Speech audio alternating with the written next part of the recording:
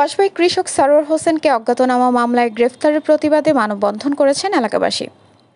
কসবা টিভির desk report শিরোনাম নিয়ে সাথে আছেন ফারজানা রশিদ আলী।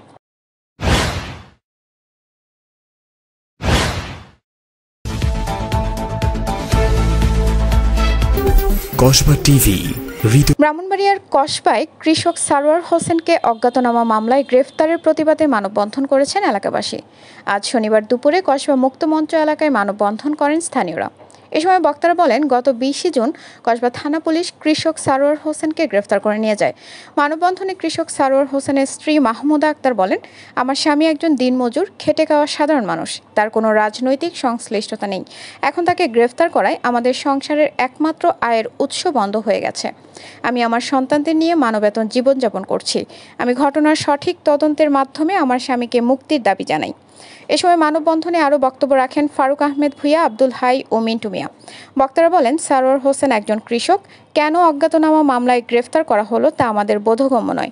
তারা অবিলম্বে কৃষক সারোয়ার হোসেনের মুক্তির দাবি জানান এবং প্রশাসনের কাছে সুষ্ঠু তদন্তের আহ্বান জানান। পরে একটি বিক্ষোভ মিছিল বের করেন।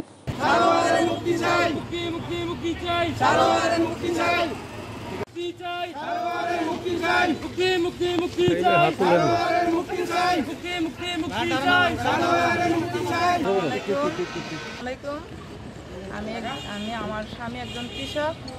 আমার স্বামী রাজনৈতিক সম্পর্কে কোনো ধারণা নেই।